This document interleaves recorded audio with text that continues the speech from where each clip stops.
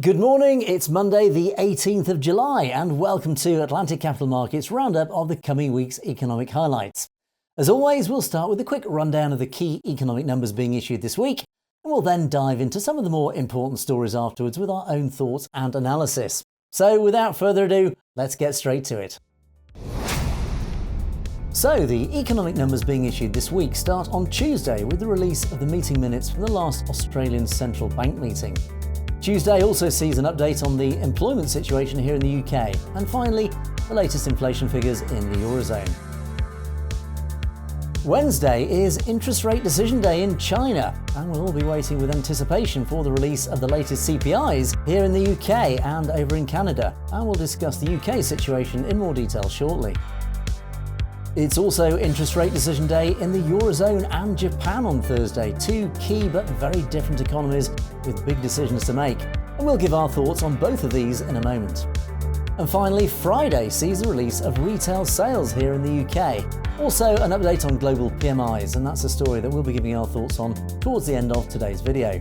And the companies that we'll get updates from this week are as follows. Well, today we'll hear from Bank of America, Goldman Sachs and IBM. On Tuesday, it's the turn of PhotoMe International, Johnson & Johnson and Halliburton, and also Netflix released their Q2 results on Tuesday as they fight to shore up subscriptions. Can they secure positive growth even as the cost of living crisis builds? Well, we'll give our thoughts afterwards on that. On Wednesday, Royal Mail deliver their Q1 results and electric car manufacturer Tesla deliver their Q2s. And we'll discuss both of these afterwards. Also on Wednesday, we'll hear from Centamin and ASML. And on Thursday, OCADO release an interim earnings report, which we'll give our thoughts and analysis on shortly. We'll also hear from Snap, United Airlines and American Airlines. And finally on Friday, it's the turn of Twitter, American Express and Verizon.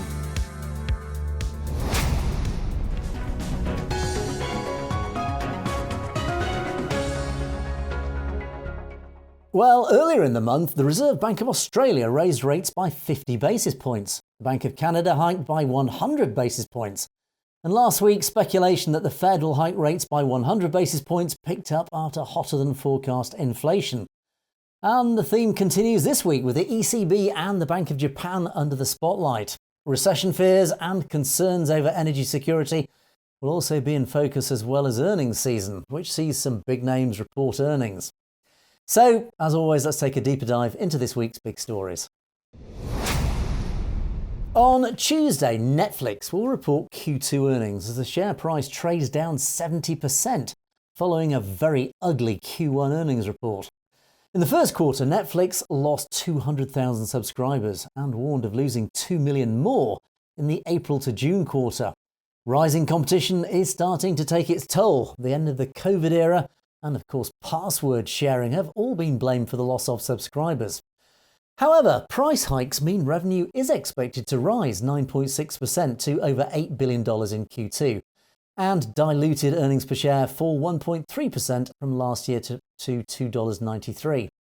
Interestingly, Netflix has just announced that it will pair up with Microsoft on an ad-supported subscription plan to stem those subscriber losses. On Wednesday, we get an update on CPI here in the UK. Well, UK inflation rose to a 40-year high of 9.1% year-on-year in May and is expected to continue rising to 9.6% in June. Core inflation eased slightly to 5.9%, but PPI continued rising above 20%, showing few signs that inflation is indeed cooling. Inflation is set to rise further in the coming months, and the Bank of England forecasts that inflation will reach 11% heading towards autumn as energy and food prices continue rising. The Bank of England has said that it will hike rates forcefully to tame inflation if necessary. The bank started hiking rates in December last year, and a 9.6% CPI reading will of course pile pressure on the central bank to keep rising.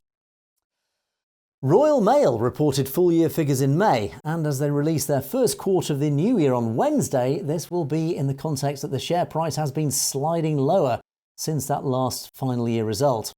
The share fell out of the FTSE 100 last month after dropping 40% so far this year. Full-year revenue was up just 0.6% to £12.71 billion, below forecasts of £13 billion. Operating profits fell 5.6% to £577 million, owing to higher spending on overtime and other staff costs. But looking ahead, the outlook is challenging amid the removal of lockdown restrictions and changing consumer behaviour, in addition to possible strike action as it remains locked in discussions over its latest pay rounds.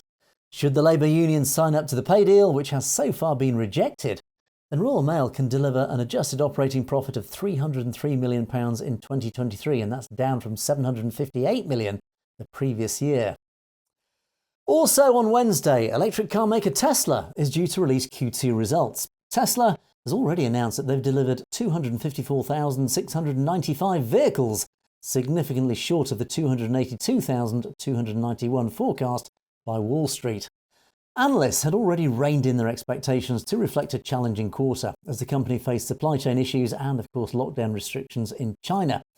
But on a positive note, deliveries were up from last year and revenue forecast to jump 44% in Q2 to $17.3 billion, while adjusted EBITDA forecast to rise 45% to $3.6 billion. With activity ramping up in China and new factories in the US and Germany, the outlook, of course, will be key. Wall Street expecting 378,186 deliveries in Q3 and 438,000 in Q4. And this would put full-year deliveries at 1.4 million cars. That's up from 936,000 in 2021. Thursday is interest rate decision day in the Eurozone. Inflation in the Eurozone has risen to, of course, a record high. And the ECB is expected to raise rates by 25 basis points in Thursday's meeting. The central bank is expected to support further rate hikes in September and later in the year if needed. However, 25 basis points appears to be too little too late as other central banks around the globe raise interest rates by 50 or even 75 basis points.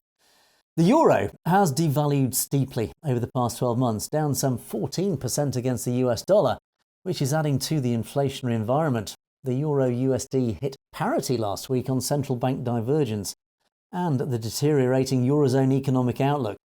In addition to tightening monetary policy, the ECB is also expected to unveil a tool that will help deal with the fragmentation issue across the region and instability in the bond markets. Thursday also sees the Bank of Japan announcing their latest interest rate decision. Well, the Japanese central bank is the most dovish major central bank after maintaining its ultra-loose monetary policy in June. The central bank is expected to sing from the same song sheet again in July. The overnight interest rate isn't likely to rise from negative 0.1%, and the central bank will likely defend its cap on bond yields.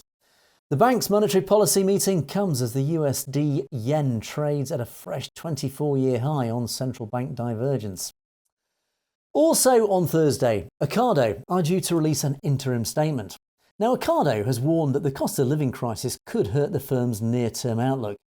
Just in May, the firm revealed that grocery sales had fallen some 20% from the peak in lockdown the previous year and downgraded its full-year sales growth by 10% to low single-digit growth. Consumer habits have changed with more frequent visits but smaller baskets. The business is due to add extra capacity, which it could struggle to use if demand continues to deteriorate. Expectations are for OCADO to report a 3% year-on-year decline in revenue in the first half to £1.28 billion. EBITDA expected to plunge 82% to £11 million. The share price trades down 18% since the start of June. Finally, on Friday sees the release of the latest global PMI figures. Well, global PMI data has been steadily deteriorating across the past few months, and the trend is expected to continue in July. While manufacturing services and composite PMI readings are expected to see activity increase in July, it is forecast to be at a slower pace. The Eurozone composite PMI, often considered a good gauge for economic activity, is forecast to fall to 50.6, and that's down from 52 in July. The level 50 separates expansion from contraction. Weak PMI data could, of course, hurt risk sentiment. So those are the big stories of the week. Let's wrap up with a quick look at the dividend announcements due out this week. In the FTSE 100, we'll hear from Avast. And in the FTSE 250, we'll hear from Investec, Cranswick, Pennon Group, Micro Focus International and Bellevue Healthcare. So there you have it. It's another big week for interest rate announcements and of course our favourite bête noire, inflation. Where is the elusive peak indeed? So as always, thanks for watching and don't forget to click on that subscribe button to make sure that you don't miss out on our regular financial updates with our expert market analysis and opinions. Also, of course, if you haven't tried it already, why not download our app to your phone or tablet if you want to keep updated on the latest financial news as it happens, as well as our award-winning trading signals. So until next time, from all of us here at Atlantic Capital Markets, have yourself a great week.